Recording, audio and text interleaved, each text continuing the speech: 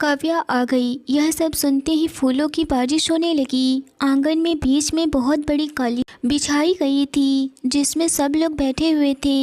एक बड़ी सी थाली रखी हुई थी जिसमें चंदन, हल्दी, गुलाब की पंखुड़ियाँ, मेहंदी रखी गई थी। तन्वी ने काव्या को बैठाया और काव्या ने जैसे ही बैठने के लिए घाघरा समेत उसकी चूड़ी खन खन बज उठी।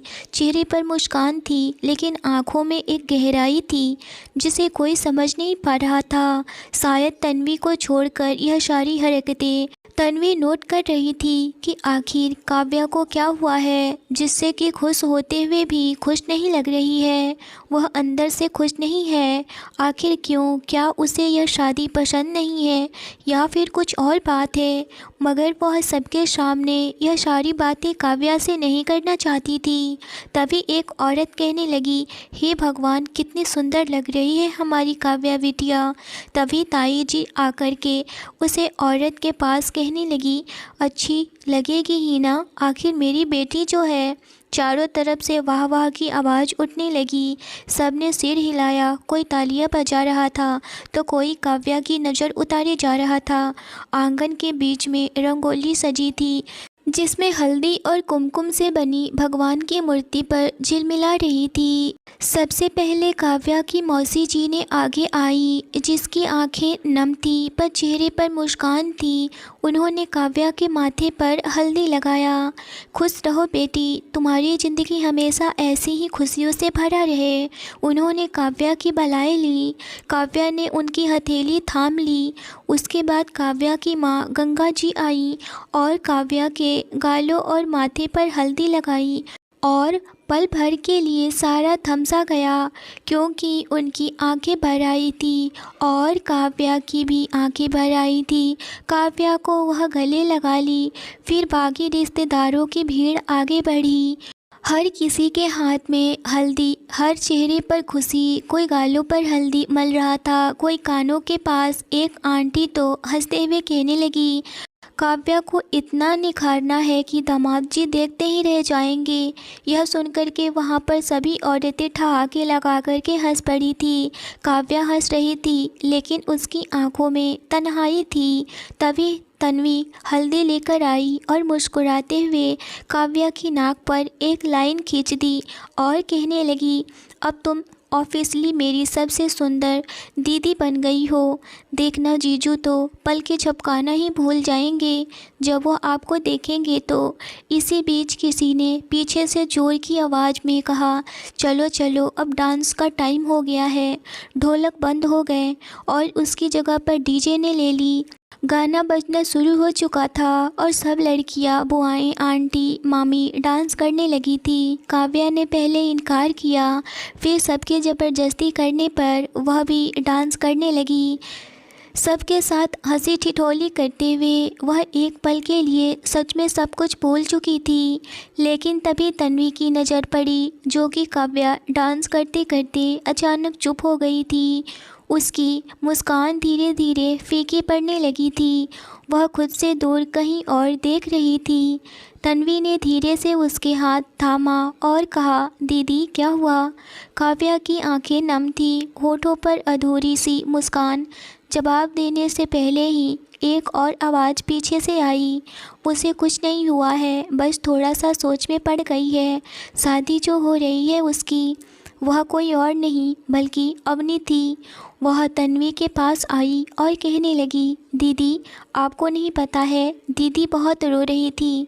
वह इस शादी से बहुत ज़्यादा घबरा रही हैं, पता नहीं क्यों। अवनी की बात सुनकर के तन्वी बोली, कोई बात नहीं है अवनी, वह सबके साथ होता है। शादी से हर कोई डरता है और घबराता है, यह नई बात नहीं है। काव्या दीदी भी समझ जाएंगी, वह शादी को लेकर डर रही हैं। बाकी सब ठीक हो जाएगा।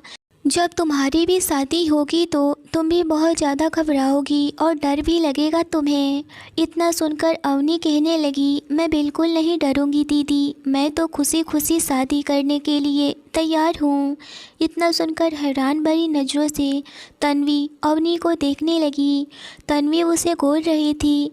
यह देखकर अवनी कहने लगी, दीदी अब चले, मेहंदी का वक्त हो गया है, मेहंदी भी तो लगानी है ना, मेहंदी वाली आ गई है।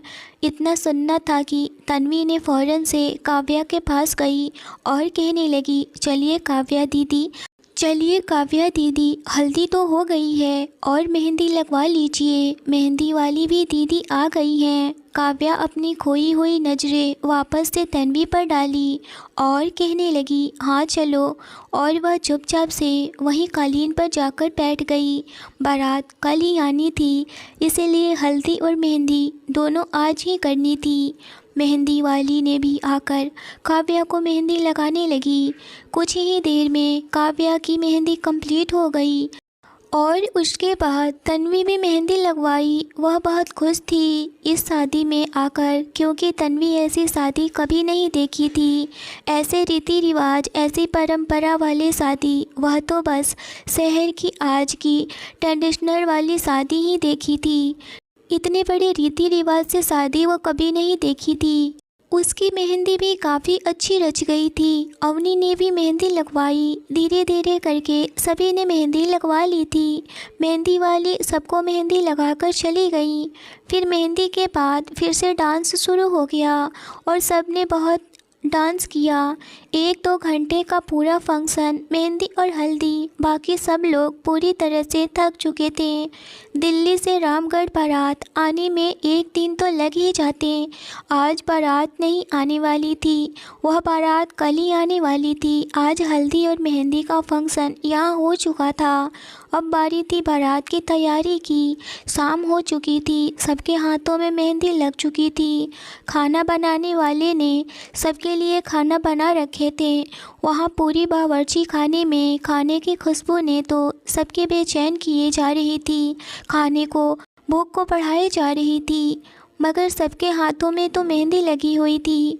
मगर वह मेहंदी अब काफ़ी वक्त तक सूख चुकी थी। रात 9 बजे सबने अपना अपना डिनर किया और फिर बिना कुछ सोचे समझे सब सो गए, क्योंकि दिन भर के सब लोग थके हुए थे। अब जो होगा कल देखा जाएगा, क्योंकि कल बारात आनी थी। सारी तैयारियां तो हो चुकी थी, बस कल थोड़े बहुत तैयारी करनी थी, वह हो जाएगी। और बारात तो कल आएंगी ही ना, तो सभी अपने अपने बिस्तर पर जा गिरे। खाने रहने की उस हवेली में बिल्कुल भी दिक्कत नहीं थी। खाना जब मन करे सो खाए, क्योंकि ठाकुरों का हवेली था और खाने पीने की वैसे भी दिक्कत नहीं होती। वही रात को तन्वी के फ़ोन पर रिंग बज उठी। वह कोई और नहीं बल्कि तन्वी की बहुत ख़ास दोस्त पिंकी का कॉल था। यह देख कर के तन्वी फ़ौरन से कॉल रिसीव करती है और तन्वी के कुछ बोलने से पहले ही पिंकी कहने लगी, मुझे तो लगा कि यह कॉल भी नहीं उठने वाला है। क्यों मैडम, शादी में इतनी व्यस्त हो गई कि मुझे याद करना ही भूल गई। और हाँ, इतना सुंदर दिख रही हो यार, सच में जी चाहता है कि तुम्हें उठा कर ले जाऊं मैं। तन्वी मुस्कुराते हुए बोली, तो उठा ले जाना, कौन मना किया है, आजा तू भी। तन्वी की बातें सुनकर पिंकी बोली, नहीं तन्वी, मैं अगर आऊँगी तो यहाँ का मैनेजमेंट ख़राब हो जाएगा और सब कुछ देखना मुझे ही है। तुम्हें तो अच्छी तरह से पता है ना मेरे बारे में। तन्वी बोली, हाँ हाँ पता है, और चुप रहो और बताओ कि मेरी लुक कैसी लगी। पिंकी स्माइल करते हुए बोली, बहुत खूबसूरत, माइंड ब्लोइंग, क्या खूब लग रही थी तुम। कोई भी देखे तो देखता रह जाए। ऐसी रेडी होने का हक तुम्हें किसने दिया। कहीं इसी शादी में तेरी भी कहीं शादी ना हो जाए। इसी तरह खूबसूरत दिखेगी तो फिर मेरा क्या होगा। तुम इतनी सुंदर कैसे लग सकती हो मेरी जान। इतना सुनकर के तन्वी बोली, अच्छा अच्छा रहने दो, इतना मक्खन मत लगा, और हाँ तुम अपनी पढ़ाई पर कंसंट्रेट करो, क्योंकि हमारी बहुत जल्द इंटर्नशिप तैयार होने वाली है और हमारे सर पर भी एग्ज़ाम भी आने वाले हैं। तो तुम तो कम से कम वहाँ पर हो तो एग्ज़ाम की प्रिपरेशन कर लो। मैं आऊँगी तो सब कुछ कर लूँगी, तुम बस मुझे बता देना। पिंकी बोली, हाँ मैं सब बता दूँगी, तुम बस जल्दी से शादी अटेंड करके आ जाओ फ़ौरन से। तन्वी कहने लगी, हाँ हाँ चलो अब फ़ोन रखते हैं, मैं आज बहुत थक गई हूँ, कल बारात आने वाली है, उसके बाद मैं 2 दिन के बाद वहाँ आती हूँ और तुमसे मिलती हूँ। चलो अब मैं रखती हूँ, अपना ख्याल रखना। इतना कह कर के तन्वी ने फ़ोन कट कर दी और वह भी चुपचाप से सोने की कोशिश करने लगी, पर रह रहकर उसे काव्या के उदास चेहरे ही नज़र आ रहे थे। वह उठकर बैठ गई और काव्या के कमरे में धीरे से गई। काव्या इस वक्त रो रही थी। उसे बिल्कुल भी पता नहीं था कि उसके कमरे के पास में कोई है। उसने तनवीर ने धीरे से दरवाज़ा खटखटाई। तभी काव्या कहने लगी, कौन? तन्वी भी धीरे से बोली, दीदी मैं हूँ, जल्दी दरवाज़ा खोलिए, मुझे आपसे बात करनी है। काव्या ने दरवाज़ा खोली और वहीं पर खड़ी रही और बोली, बताओ क्या बात करनी है मुझसे? तन्वी कहने लगी, दीदी क्या तुम अंदर भी मुझे नहीं आने दोगी? यह सुनकर के काव्या दरवाजे से हट गई और अपनी आंखों के आंसू छुपाने की कोशिश कर रही थी, मगर वह चाहकर भी नहीं छुपा पा रही थी। कमरे की लाइट डिम थी, जिसकी वजह से उसके आंसू साफ नहीं दिख रहे थे। उसने फ़ौरन से अपने आंसू साफ किया और बोली, ऐसी क्या बात करनी है तुम्हें मुझसे? तन्वी कहने लगी, दीदी आप इतनी उदास क्यों हैं? और मैं यही सोच रही थी कि मुझे नींद नहीं आ रही थी, आप इस शादी को लेकर इतनी डर क्यों रही है? आपको वह घर पसंद नहीं है या फिर कोई और प्रॉब्लम है? आप खुलकर क्यों नहीं बता रही हैं? काव्या तन्वी के हाथों को अपने हाथों में ली और कहने लगी, तन्वी ऐसी कोई बात नहीं है, मैं बस अपने माँ पापा से दूर जा रही हूँ, इसी वजह से थोड़ी अपसेट हूँ, बाकी और कोई बात नहीं है। तुम भी एक दिन अपने ससुराल जाओगी तो तुम्हें भी एहसास होगा कि माँ बाप से दूर होना कितना दुखी करता है। तन्वी के माँ बाप तो नहीं थे, पर जो भी था उसका भाई ही माँ बाप था। उसे छोड़कर जाना तन्वी को बहुत बुरा लगता। वह समझ गई कि काव्या क्यों इतनी परेशान है और वह काव्या को गले लगा ली और कहने लगी, आई एम सॉरी दीदी, मगर यह तो रिवाज है ना कि सब शादी करके दूसरे घर जाते हैं। आप बिल्कुल फ़िक्र नहीं करिए, मैं भी उधर ही रहने वाली हूँ और आपसे आकर मिलती रहूँगी। कोई भी आपको प्रॉब्लम हो आप मुझे बता सकती हैं, मैं सबकी खबर लूँगी। ओके अब हंस भी दो। इतना सुनकर काव्या मुस्कुरा दी। फिर तन्वी बोली, दीदी आपके हाथों का मेहंदी तो देखें कैसा रचा है, तभी तो पता चलेगा कि जीजू कितने प्यार करते हैं आपसे। जीजू का नाम सुनकर काव्या के होठों की मुस्कान गायब हो गई। उसके दिल में एक टीस उठी, मगर वह अपने आप को कंट्रोल करते हुए बोली, मेहंदी तो बहुत अच्छी रची है, देख लो। और सच में मेहंदी उसके हाथों की बहुत गहरी लाल हुई थी। तभी काव्या बोली, जरा तुम दिखाना, तुम्हारे हाथों की मेहंदी तो मुझसे भी ज़्यादा गहरी रची है, देखो तो तुम्हारा होने वाला दूल्हा भी तुम्हें बहुत ज़्यादा प्यार करेगा। तन्वी शर्माते हुए बोली, बक दीदी आप भी ना, मेरा कोई दूल्हा नहीं है, मुझे अभी कैसे पता रहेगा? दीदी अभी तो मेरी शादी भी नहीं हो रही ना, मुझे तो पता भी नहीं कि वो कहाँ है, और मुझे अभी तो अपने कैरियर पर फोकस करना है, मुझे अभी शादी नहीं करनी है। काव्या मुस्कुराते हुए बोली, अच्छा यह बात है, फिर ठीक है। दोनों आपस में बातें करके जब तन्वी को लगा कि उसे नींद आ रही है तो वह कहने लगी, दीदी मैं सोने जा रही हूँ, आप भी सो जाइए, बहुत रात हो चुकी है। और इतना कहकर के तन्वी अपने कमरे में सोने के लिए चली गई। आसमान पर चांद आधा छिपा हुआ था, जिसे उसकी भी हिम्मत नहीं हो रही थी कि काव्या का चेहरा देखने की, क्योंकि इस वक्त काव्या का रोना बंद नहीं हो रहा था। हवा हल्की सी चलती तो काव्या के गाल पर एक लट आ गिरी। उसने उसे हटाया और फिर फ़ोन बजा। स्क्रीन पर उसका नाम देखकर, वह जिसे देखकर कभी दिल मुस्कुरा जाता था, अब आंखें भर आई थी। उसने एक पल भी नहीं गंवाया, कांपते हाथों से फ़ोन उठाया और लगभग सिसकते हुए बोली, आखिर कितनी देर कर दी तुमने। अपनी आवाज़ में वह गुस्सा था। जो सवाल कर रहा था वह टूट गई हो। जो जवाब मांगती है, कल मेरी शादी है और तुम आज तक खामोश हो। क्यों? क्या तुम वाकई चाहते हो कि मैं किसी और की दुल्हन बन जाऊं? इतना कहकर वह रुक गई। शायद उसकी सांस थम गई थी। दूसरी तरफ सिर्फ चुप्पी थी, वह चुप्पी जो सबसे बड़ा जवाब होती है। उसकी आंखों से आंसू गालों पर बहते हुए थे। होठ मुस्कुराने की कोशिश कर रहे थे। तुमने तो कहा था ना कि मैं तुम्हारी दुनिया हूँ, फिर अब यह दुनिया यूँ किसी और की हो रही है और तुम्हें फ़र्क तक नहीं पड़ता है क्या? इतने दिन की मोहब्बत इतनी कमज़ोर थी। उसने मुंह फेर लिया। काश काश तुमने एक बार भी कहा होता, रुक जा काव्या, मैं आ रहा हूँ, मैं हूँ ना। उसका गला भर आया था। मैं हर दुआ में तुम्हारा नाम मांगा, पर तुमने मेरी खामोशी भी नहीं सुनी।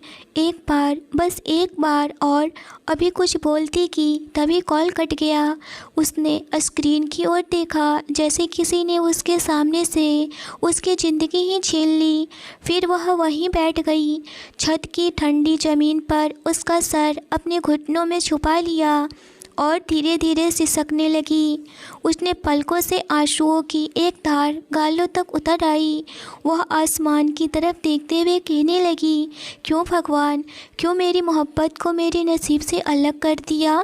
क्यों सबको लगता है कि मैं खुश हूँ सिर्फ़ इसलिए कि मेरे चेहरे पर मुस्कान है? आप तो सब जानते हैं ना, कि जब से मैं इस शादी के लिए हाँ कर दी थी, तब मेरा दिल ना चीख चीख कर कह रहा था। जानते हैं ना कि इस मेहंदी के रंग से ज़्यादा गहरा कोई और जख्म मेरे अंदर छुपा है। काव्या रोती रही। काव्या होठों से बस शिकायत निकालती रही और भगवान को सुनाती रही। आकाश से सिर्फ प्यार नहीं किया था मैंने, दुआओं में मांगा था उसे, और आज आप ही उसे दूर कर दिया मुझसे। अब आप ही बताओ भगवान, मैं क्या करूं? इतना कहकर वह फूट फूट कर रोने लगी। भगवान, काव्या आकाश नाम के लड़के से मोहब्बत कर बैठी थी। वह अपने कॉलेज के टाइम से ही उस लड़के को जानती थी। जब वह रामगढ़ के बड़े कॉलेज में एडमिशन करवाई, तभी वो आकाश से मिली। आकाश बहुत ही हैंडसम लड़का था।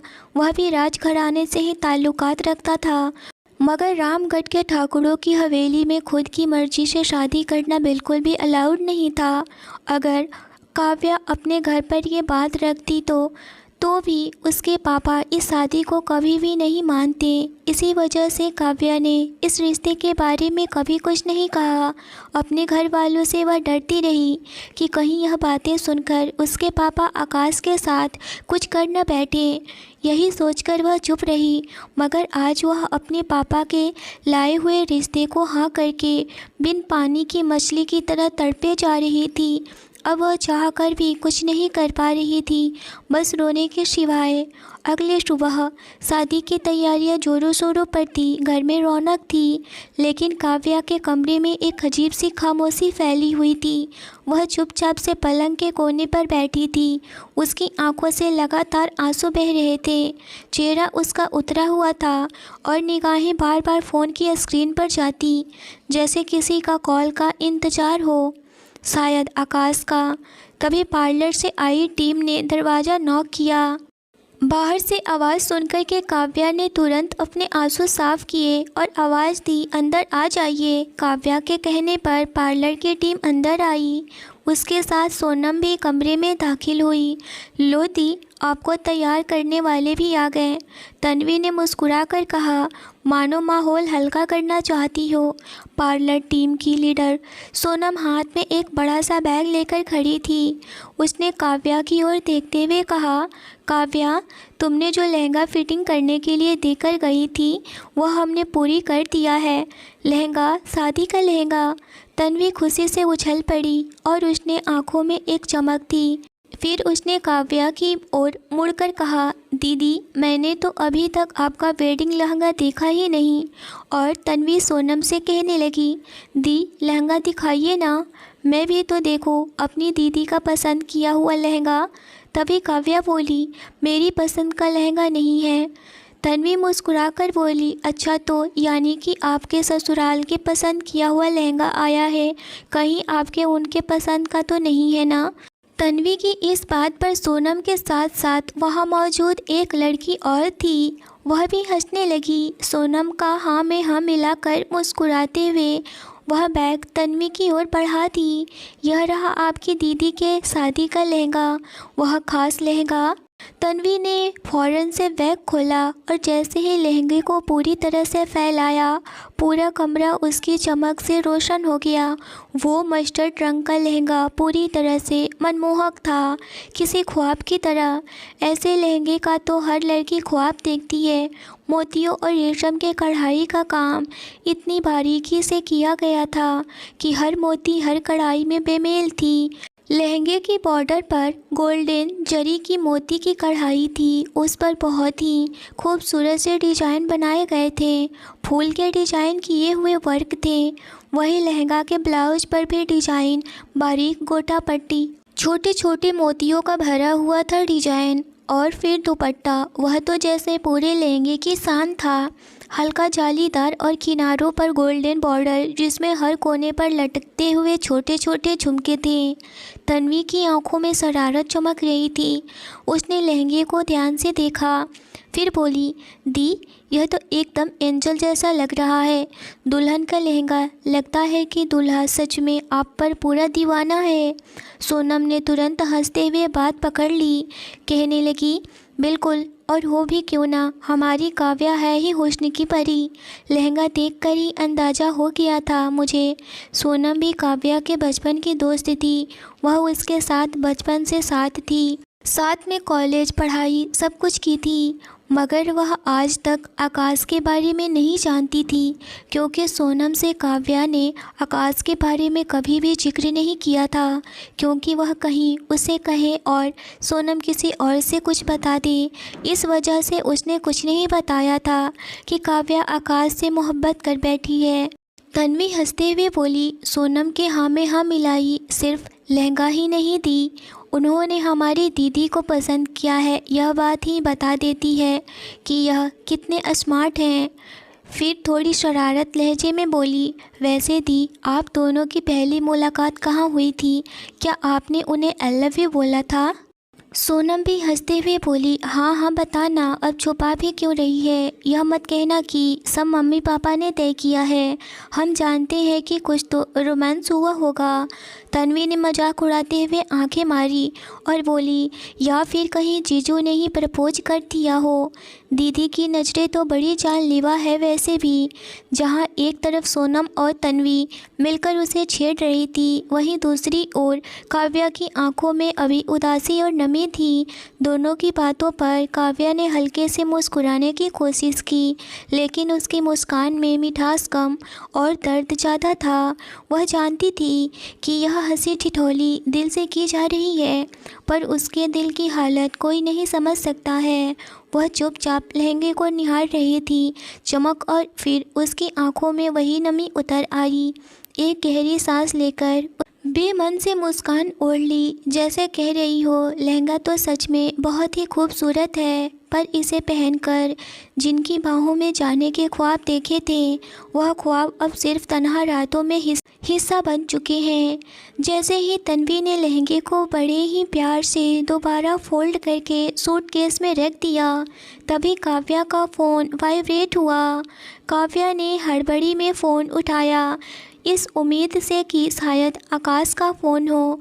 स्क्रीन पर चमकता हुआ नाम देखकर उसका दिल एक पल को जैसे थम गया। सच में आकाश का ही कॉल था।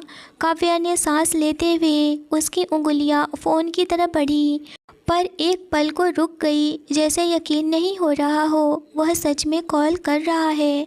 तन्वी ने नोटिस कर लिया और बोली, दी किसका फ़ोन है? चेहरे तो अचानक से बदल ही गए थे। सोनम ने भी मुस्कुरा करके पूछा, कोई सीक्रेट कॉल है क्या? काव्या ने तुरंत खुद को संभाला, फ़ोन को उल्टा कर दिया और हल्की सी मुस्कान लेकर बोली, अरे एक फ्रेंड है, लोकेशन सेंड करना है, 2 मिनट में आती हूँ बस। बात करके तन्वी कुछ और पूछती उससे पहले ही काव्या फुर्ती से कमरे से बाहर निकल गई। वहीं दूसरी तरफ बारात रामगढ़ के गांव के बगल में ही एक छोटा सा होटल था, उसी में रुका हुआ था। वहां पर सारे बारातियों को बहुत ही अच्छे से रहने की और खाने पीने की व्यवस्था की गई थी। बस शाम का इंतज़ार था बारात दुल्हन के घर जाने की। काव्या सीढ़ियों से उतरते हुए कोने में जाकर फ़ोन कान के पास लगा ली। दिल की धड़कनें अब सीने से बाहर निकलने को बेचैन हो रही थी। वह हेलो बोली, उसकी आवाज़ कांप रही थी, लेकिन उसमें उम्मीद, डर और टूटन की सांस मिली हुई थी। उधर से आकाश की आवाज़ आई, भारी और थकी हुई, लेकिन हर लफ्ज़ में इश्क और बेचैनी घुली हुई थी। वह बोला, काव्या, मैंने बहुत कोशिश किया, लेकिन अपनी कोशिश में कामयाब नहीं हो पाया। काव्या की सांसें जैसे थम गई। क्या क्या मतलब है? कहाँ हो तुम? यही तुम्हारे घर के पास में। दूसरी तरफ से आकाश की आवाज़ आई। काव्या को लगा जैसे ज़मीन खिसक गई हो। उसने बेमन से रेलिंग का सहारा लिया, वरना वह वहीं पर गिर जाती। आकाश बोल रहा था, तुम्हें खोने का ख्याल डरावना सपना देखा और तय कर लिया कि अब और नहीं, अब तुम्हें किसी और की दुल्हन नहीं बनने दूंगा। अगर आज भी मुझसे प्यार है तो एक बार, बस एक बार बाहर आकर मेरी आंखों में देख लो। मैं यही हूँ, इस बाइक के साथ में जिस पर पहली बार तुम्हें बिठाया था। काव्या की आंखों से एक अनजाना आंसू निकल गया। उसके होंठ कपकपाते हुए और दिल में तूफान थे। आकाश फिर से बोला, भाग चले काव्या, अगर अभी नहीं तो कभी नहीं हो पाएगा। यह मैं वादा करता हूँ, इस बार कुछ अधूरा नहीं रहेगा हमारे बीच। काव्या नीचे झांककर देखने लगी और हाँ, सड़क के किनारे वही पुरानी मोटरसाइकिल खड़ी थी और उसके बगल में खड़ा था आकाश। वही आंखें, वही बेचैनी, वही मोहब्बत। अब काव्या के पास 2 रास्ते थे, एक जिसे सबने उसके लिए चुना था और दूसरा जिसे दिल ने हमेशा से चाहा था। पर क्या वह इस रास्ते पर चलने की हिम्मत कर पाएगी? वह सोचने लगी, क्या करे क्या नहीं करे। उसके अंदर एक गहरी उथल पुथल चल रही थी। एक तरफ आकाश की मोहब्बत थी तो दूसरी तरफ उसके माँ बाप का प्यार। दूसरी ओर वह जिम्मेदारियाँ थी, एक संस्कारी बहू की, एक बहन की, एक बेटी की, अपने घर की मर्यादाओं से बंधी थी। उसने आंखें बंद की। आकाश की आवाज़ अभी कानों में गूंज रही थी, काव्या, बस एक बार हाँ कह दो, हम सब कुछ पीछे छोड़कर चले जाएंगे। पर क्या वह छोड़ सकती थी? उसके मन में उथल पुथल चल रही थी। अब तो वही जानती थी, मगर जो भी था, इस वक्त काव्या के जगह पर अगर कोई भी लड़की होती तो उसके जहन में यह सारी बातें बहुत परेशान करती, जैसे कि काव्या परेशान है। वह समझ नहीं पा रही थी कि किसे छोड़े और किसे चुने। अगर वह यह शादी करती तो ज़िंदगी भर किसी दूसरे के साथ रहना पड़ता और दर्द झेलना पड़ता। अगर वही आकाश के साथ रहती तो उसका मायका छूट जाएगा, वह अपने माँ बाप के लिए मर जाएगी। वह चाह कर भी कुछ नहीं सोच पा रही थी। उसकी आंखों में चिंता की लकीरें थी। अपनी पूरी सुध-बुध खो चुकी थी। वह आखिर करे तो क्या करे? वह सोचे जा रही थी, मैं क्या करूं? बस उसके लिए एक और आकाश है जिससे कि मैं सच्चा प्यार किया, और दूसरी ओर घर, रिश्ते किसे छोड़ूं? अगर मैं यहाँ से चली गई तो मेरे पापा की इज्जत बर्बाद हो जाएगी। वह सबकी फ़िक्र थी उसको, मगर वह बहुत ही दुविधा में पड़ी हुई थी। इस पल किसी ने उसके कंधे पर हल्के से हाथ रखा। वह चौंक गई। पीछे पलटी तो सोनम थी। उसकी आंखों में चिंता थी और ढेर सारा स्नेह। क्या हुआ है काव्या? सोनम ने बड़े ही प्यार से उससे पूछा। बहुत देर से देख रही हूँ कि तू बिल्कुल चुप चुप सी है, सब कुछ ठीक तो है ना? काव्या ने गले तक आते हुए आंसू को अपने अंदर कंट्रोल करती हुई चेहरे पर हल्की मुस्कान लाने की कोशिश की, मगर आंखें सब कुछ कह रही थी। अब काव्या क्या फ़ैसला लेगी? वह शादी अपने माँ बाप की इज्जत बचाने के लिए करेगी या फिर इस मंडप से भाग जाएगी? यह जानने के लिए इस कहानी के साथ बने रहिए। स्टोरी अच्छी लगी हो तो लाइक करिए। चैनल पर पहली बार आए हैं तो चैनल को ज़रूर सब्सक्राइब करिए। मिलते हैं एक बेहद ही इंटरेस्टिंग एपिसोड के साथ। Thanks for watching.